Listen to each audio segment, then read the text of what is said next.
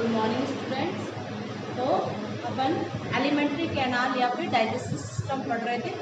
Digestive system क्या है ये मैंने बता दिया था। एलिमेंट्री कैनाल क्या होती है, कितनी लंबी होती है बता दिया था। एलिमेंट्री कैनाल के कौन कौन से पार्ट्स होते हैं वो भी डिस्कस कर लिए थे। उसमें सबसे पहले आया था अपना माउथ और बक्कल कैविटी। ठीक है, माउथ और बक्कल कैविटी के अपर, सुपीरियर, इंफीरियर, एंटीरियर, पोस्टीरियर क्या क्या रिलेशन होते हैं वो भी डिस्कस कर लिया था। उसमें से अपने लिप्स और चिक्स के बारे में भी देख लिया था कि लिप्स क्या होते हैं और चिक्स क्या होते हैं।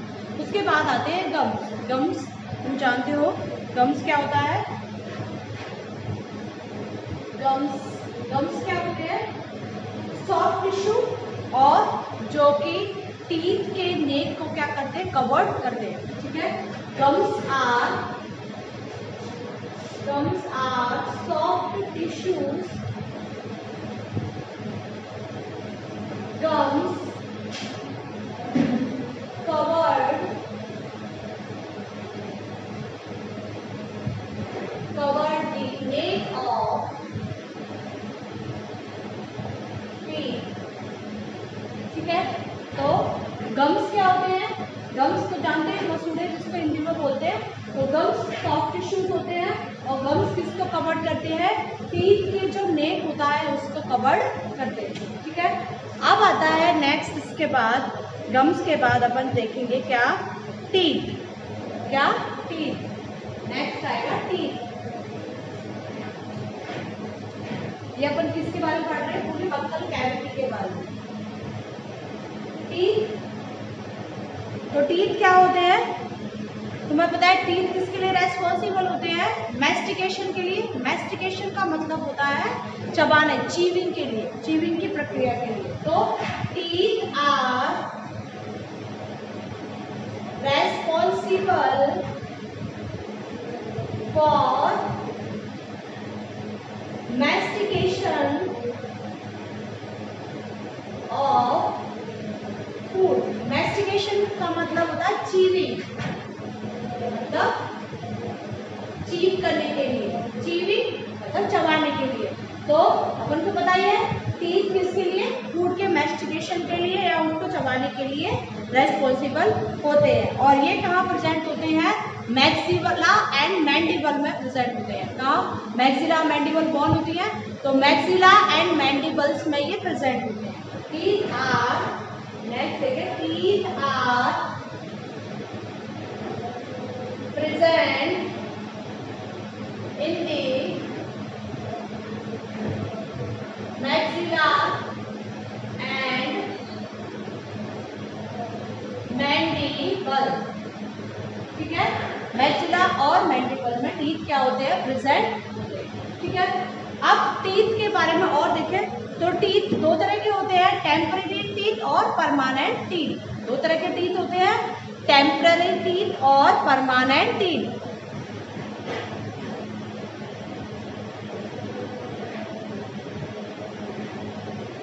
नेक्स्ट, टू टाइप्स के होते हैं टीथ।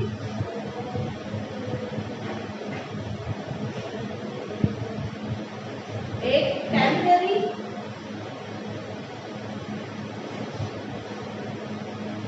और एक परमानेंट। ठीक है, टेम्पररी टीथ कितने होते हैं, 20 होते हैं संख्या में। और इनको क्या कहते हैं, मिल्क टीथ भी कहते हैं। टेम्पररी टीथ जो बच्चों में आते हैं, बच्चों में उनको टेम्पररी टीथ कहते हैं। और ये संख्या में कितने होते हैं, 20 होते हैं। और इसके अलावा इनको क्या कहते हैं, मिल्क टीथ भी कहते हैं।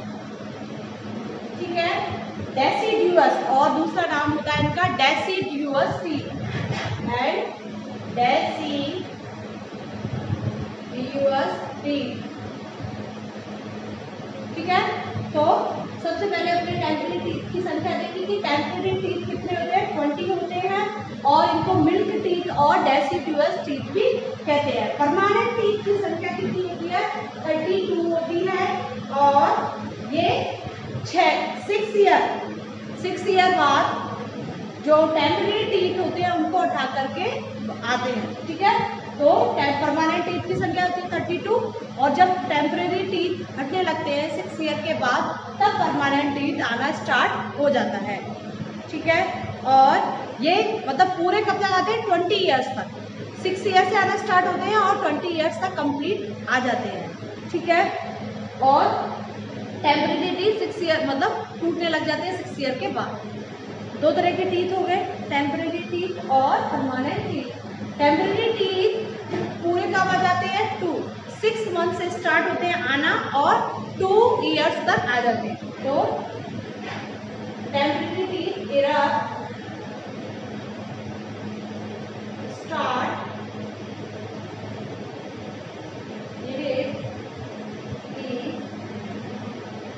at 6 months or present 24 months। मतलब टेम्परेरी टीथ होते हैं 20 होते हैं मिल्क टीथ या डेसिडस टीथ भी बोलते हैं। टेम्परेरी टीथ स्टार्ट होते हैं एरेक्टोना ओगना 6 मंथ पर और कंप्लीटली कब आ जाते हैं 24 मंथ पर आ जाते हैं। परमानेंट टीथ 32 होते हैं, ये 6 ईयर के बाद आना स्टार्ट होते हैं और कब तक आते हैं 20 ईयर्स तक कंप्लीट आना स्टार्ट हो जाते हैं। ठीक है, नेक्स्ट क्या है, अब अपन देखेंगे कि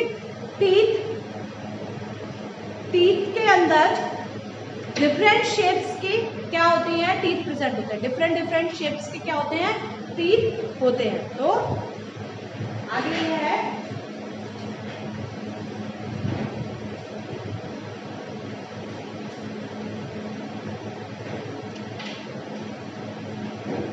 teeth have different shape depending on their function। ठीक है, तो टीथ होते हैं वो डिफरेंट शेप के होते हैं, उनके फंक्शन के आधार पर उनको अलग अलग डिवाइड किया गया। तो तुम्हें पता होगा सबसे पहले होते हैं कैसे इंसाइजर, उनसे होते हैं इंसाइजर टीथ। ठीक है, और इंसाइजर टीथ की जो स्ट्रक्चर होती है वो इस तरह की होती है। ठीक है, और इंसाइजर टीथ का काम क्या होता है, इंसाइजर टीथ का काम होता है जो फूड के पीसेस होते हैं उनको बाइट करने का, बाइटिंग करने का। तो इसका काम क्या होता है, use for biting the piece of food. ठीक है, तो सबसे पहले इंसाइजर टीथ होते हैं, उनकी स्ट्रक्चर बताइए इस तरह की होती है। इंसाइजर टीथ का काम साइड में जो होता है इंसाइजर, तो इनका काम क्या होता है, biting the piece of food, food के जो पीसेस है उनको काटने का, बाइट करने का होता है। तो सबसे पहले कौन से होते हैं, इंसाइजर टीथ। उसके बाद है कौन से, उसके बाद आते हैं कैनाइन टीथ। कैनाइन टीथ की स्ट्रक्चर न्यूक्लियरी होती है। इनकी स्ट्रक्चर टीयरिंग द फूड,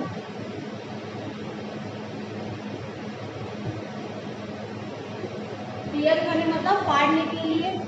ठीक है, तो ये तो बाइट करने के लिए मतलब तोड़ने के लिए, टीयरिंग मतलब पूरा अच्छे से उसकी बिल्कुल मसलने के लिए। तो टीयरिंग द फूड किसके काम आते हैं, कौन से, कैनाइन टीथ। ठीक है, उसके बाद आते हैं तुम्हारे प्रीमोलर और मोलर।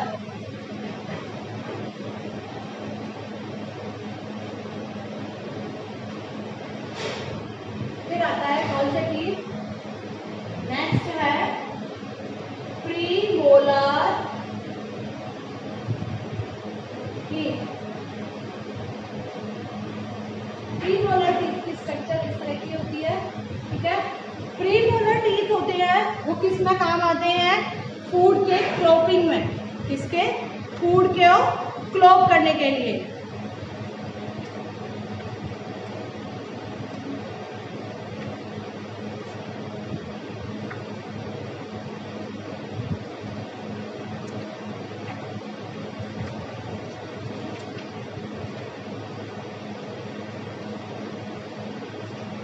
उसके बाद आते हैं तुम्हारे मोलर टीथ।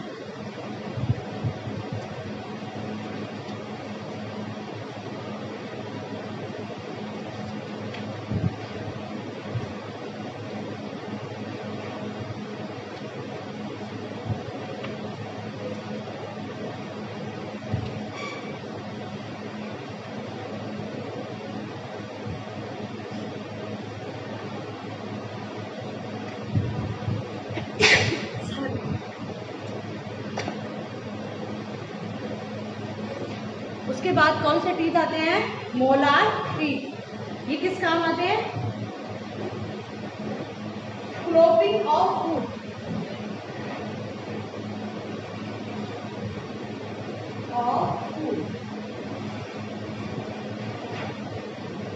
ठीक है। उसके बाद आते हैं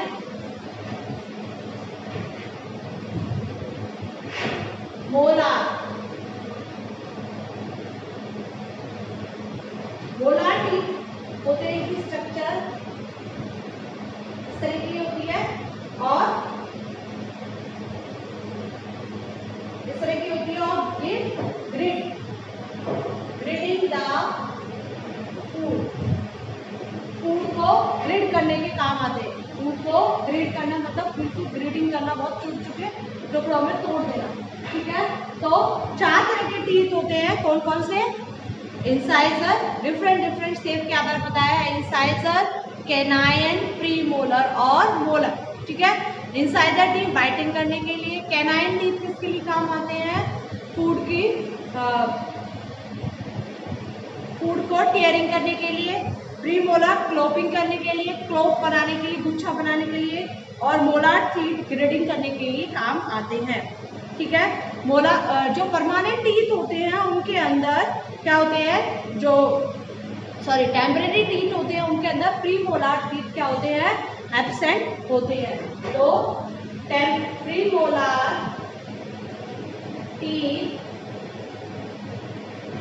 is absent in the temporary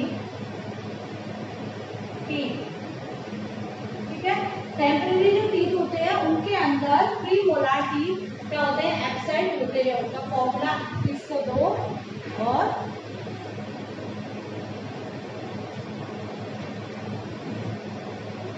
2102 का। ठीक है। इसका फॉर्मूला 2102 इस तरीके से होता है। ठीक है। तो प्रीमोलार टीथ किसमें एब्सेंट होते हैं? टेम्परेरी टीथ के अंदर, और टेम्परेरी टीथ का फॉर्मूला ये होता है। अब अपन टीथ की स्ट्रक्चर देखें। काउंटिंग तो अपन को पता ही है। प्रत्येक जबड़े में कितने होंगे? प्रत्येक जबड़े के अंदर 2 इंसाइजर, 1 कैनाइन, प्रीमोलर 1 भी नहीं और 2 मोलर। इसी तरह 2 इंसाइजर, 1 कैनाइन, प्रीमोलर 1 भी नहीं। ऊपर और नीचे जबड़े में देखें तो 2 क्या होंगे? इंसाइजर, 1 कैनाइन, 0 प्रीमोलर और 2 क्या होंगे? वापस मोलर। इसी तरह नीचे के जबड़े में 2 इंसाइजर, 1 कैनाइन, 0 क्या होंगे उसके अंदर? प्रीमोलर और 2 क्या होंगे? मोलर होंगे। ठीक है। इस तरीके से टोटल इसका जो आता है अपना कितना आता है? 28।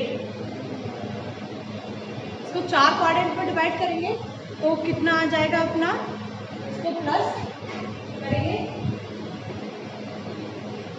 इस तरीके से। तो देखो 2 3 4 5 6 7 8 9 10 11 12 13 14 15 16 17 18 19 20 इस तरह से 20 टीथ हो जाएगा। ठीक है। 4 क्वाड्रेंट में होता है अपना टीथ। तो इस तरह से 4 क्वाड्रेंट में डिवाइड किया गया है। तो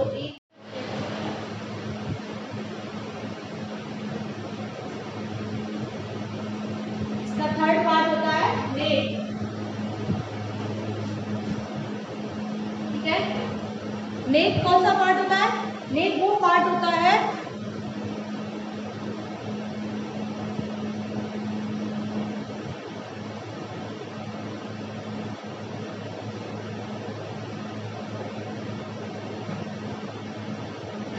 नेक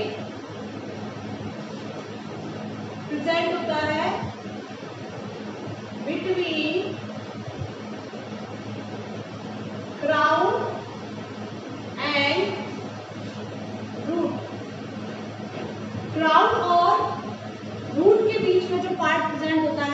अपन क्या कहते हैं, नेक कहते हैं।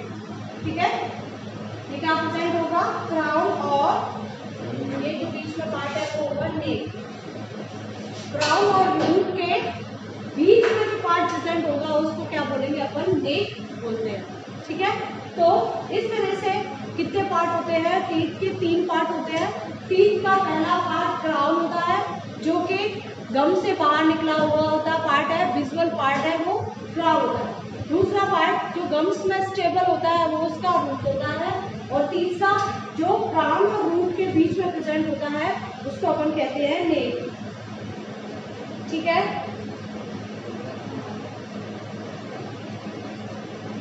इसके बीच में टीथ का जो सेंटर होता है, टीथ के सेंटर में क्या होती है, पल्प कैविटी होती है, पल्प कैविटी। ठीक है, जो टीथ होता है उसका जो सेंटर होता है, सेंटर में क्या होती है, पल्प कैविटी होती है।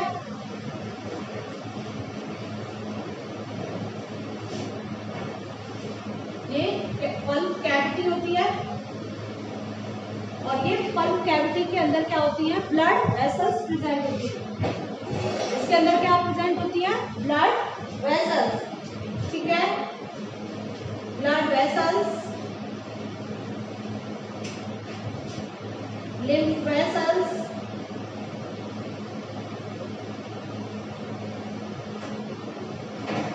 And nerve.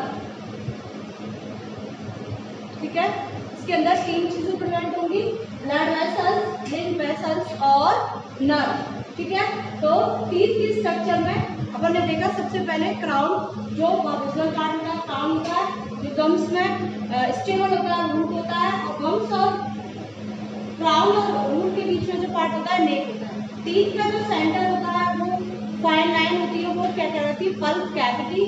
पल्प कैविटी में ब्लड वेसल्स, लिम्फ वेसल्स और नर्व्स प्रेजेंट होते हैं। उसके बाद ठीक है, जो पल्प कैविटी होती है वो सराउंडेड होती है हार्ड सब्सटेंस से, उसको बोलते हैं डेंटाइन। ठीक है, आगे pulp cavity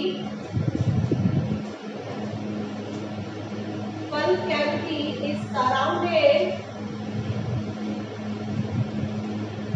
bye hard substance called dentine. जो पल्प कैविटी है हार्ड सब्सटेंसेस से क्या होती है, सराउंडेड होती है, उसको क्या बोलते हैं अपन, डेंटाइन बोलते हैं।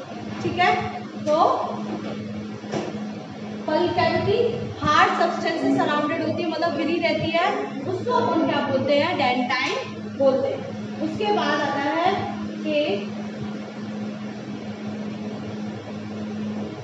जो डेंटाइन का क्राउन होता है वो जो अपन लिखेंगे, डेंटाइन का जो क्राउन होता है, क्राउन वाला पार्ट होता है वो किससे घिरा रहता है, एक थिन लेयर से घिरा रहता है, उसको अपन क्या बोलते हैं, इनेमल बोलते हैं। ठीक है, डेंटाइन है उसका जो क्राउन वाला पार्ट है, तो वो एक थिन लेयर से क्या होता है, कवर्ड रहता है, उसको अपन क्या बोलते हैं, इनेमल बोलते हैं। तो इस तरह से ये टीथ की स्ट्रक्चर होती है। ठीक है, तो टीथ की स्ट्रक्चर में क्या है, टीथ की स्ट्रक्चर होती है उसमें 3 पार्ट होते हैं मेनली, क्राउन, नेक और रूट। क्राउन वाला पार्ट जो विजुअल पार्ट है वो कहलाता है, रूट जो गम्स में स्टेबल होता है वो होता है, रूट और नेक, रूट और क्राउन के बीच में क्या होती है, नेक होती है। टीथ का जो सेंटर होता है उसको पल्प कैविटी कहते हैं। इस पल्प कैविटी के अंदर क्या होती है, ब्लड वेसल्स, लिम्फ और नर्व्स प्रेजेंट होती है। ठीक है, ये पल्प कैविटी एक हार्ड सब्सटेंसेस से घिरी रहती है, उसको अपन क्या बोलते हैं, डेंटाइन बोलते हैं। ठीक है, अब ये डेंटाइन है वो क्राउन वाले हिस्से में, इसमें एक थिन लेयर में प्रेजेंट होती है, उसको अपन बोलते हैं इनेमल। ठीक है, अब इसके अपन टीथ के फंक्शन देखेंगे, टीथ का फंक्शन क्या क्या होते हैं। तो function of teeth,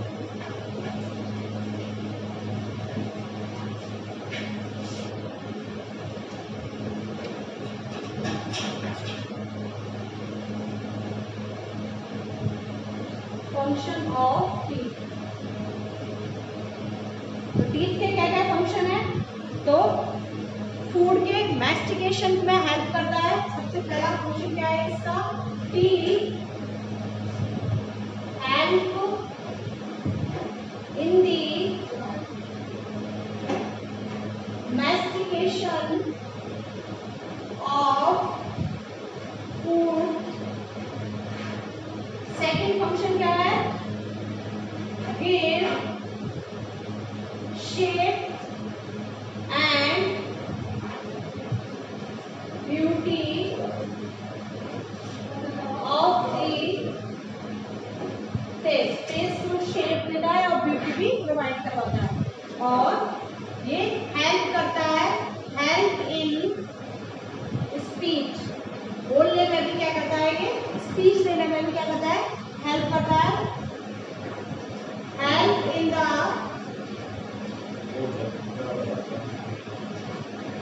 self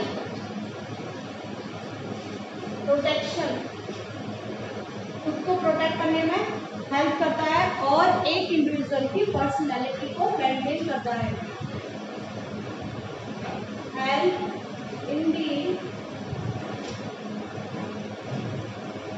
maintenance the personality of individual. ठीक है, तो टीथ सबसे पहले फूड के मैस्टिकेशन में हेल्प करता है, शेप और ब्यूटी प्रोवाइड करता है फेस को। इसके अलावा स्पीच में हेल्प करता है और खुद के प्रोटेक्शन में भी हेल्प करता है। इसके अलावा हेल्प करता है इंडिविजुअल की पर्सनैलिटी को मेंटेन करने के लिए। तो ये क्या है तुम्हारा? टीथ। अब अपन नेक्स्ट जो टॉपिक है वो आएगा palette.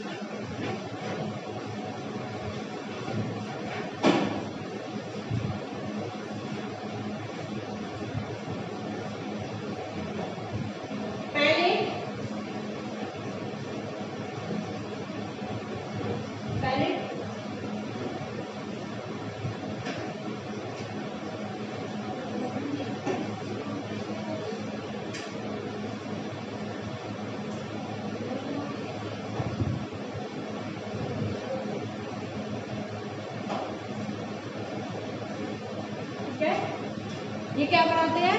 Roof of the buccal cavity या ओरल कैविटी। पैलेट क्या बनाता है? रूफ। रूफ मतलब छत। ठीक है, तो बक्कल कैविटी और ओरल कैविटी के रूप बनाता है क्या? पैलेट। तो it forms the roof of the oral cavity. ठीक है, तो ये ओरल कैविटी की रूफ बनाता है। और दो तरीके के अपने क्या होते हैं? पैलेट होते हैं, हार्ड पैलेट और सॉफ्ट पैलेट। ठीक है, ये कहाँ से कहाँ तक फैला रहता है? नेजल कैविटी से लेकर के ओरल कैविटी तक। कहाँ से कहाँ तक फैले रहते हैं? नेजल कैविटी, अपन ने जो पढ़ी थी, नेजल कैविटी से लेकर के ओरल कैविटी तक फैला रहता है। ठीक है, तो इट इज स्प्रेड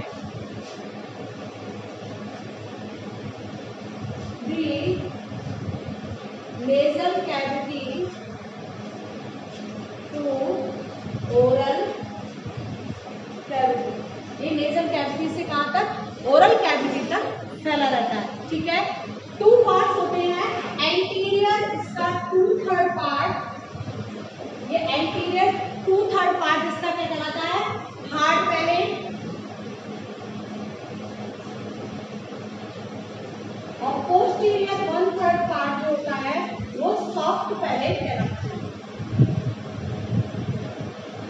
ठीक है, दो पार्ट होते हैं। एंटीरियर 2/3 पार्ट इसका होता है हार्ड पैलेट और पोस्टीरियर 1/3 पार्ट इसका क्या होता है? सॉफ्ट पैलेट कहलाता है। जो सॉफ्ट पैलेट होता है उसके अंदर एक कॉनिकल प्रोसेस प्रेजेंट होता है। उस कॉनिकल प्रोसेस को उबला बोलते हैं।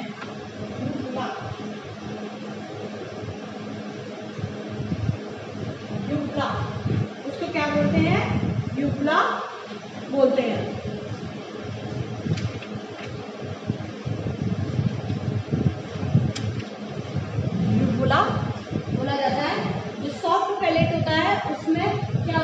कॉनिकल शेप शो होती है उसको अपन क्या बोलते हैं, युगला बोलते हैं। ठीक है, तो ये तुम्हारे पैलेट के बारे में है कि पैलेट जो होता है वो क्या बनाता है, रूफ बनाता है। किसकी रूफ बनाता है, it form the roof of the oral cavity. और ये कहाँ से कहाँ तक स्प्रेड होता है, नेजल कैविटी से लेकर के ओरल कैविटी तक प्रेजेंट होता है।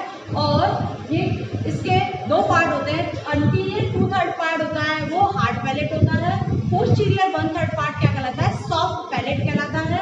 और जिसमें एक कॉनिकल शेप स्ट्रक्चर होती है उसको युगला बोलते हैं। ठीक है, तो अपन ने आज क्या क्या डिस्कस किया, आज अपने डिस्कस किया है कि गम्स क्या है, टीथ कैसे होते हैं, टीथ की स्ट्रक्चर क्या है, टीथ कितने प्रकार के होते हैं, तो परमानेंट टीथ और टेम्पररी टीथ। परमानेंट टीथ का फॉर्मूला 2123 और टेम्पररी टीथ का फॉर्मूला 2102 होता है। परमानेंट टीथ के अंदर, परमानेंट टीथ में सारे टीथ प्रेजेंट है। परमानेंट टीथ कितने होते हैं, 32 होते हैं। टेम्पररी टीथ 20 होते हैं। जो टेम्पररी टीथ होते हैं उसके अंदर क्या प्रेजेंट नहीं होते, प्रीमोलर प्रेजेंट नहीं होते। अलग अलग शेप के आधार पर इनको डिवाइड किया गया। ठीक है, उसके बाद इसकी स्ट्रक्चर देखिए, स्ट्रक्चर बहुत ईजी है, इसमें तीन पार्ट होते हैं। ठीक है, क्राउन, नेक और रूट। उसके बाद पैलेट के बारे में डिस्कस किया। पैलेट कितने हैं, पैलेट रूट बनाता है, दो तरह के होते हैं, हार्ड पैलेट और soft palate. Okay, thank you.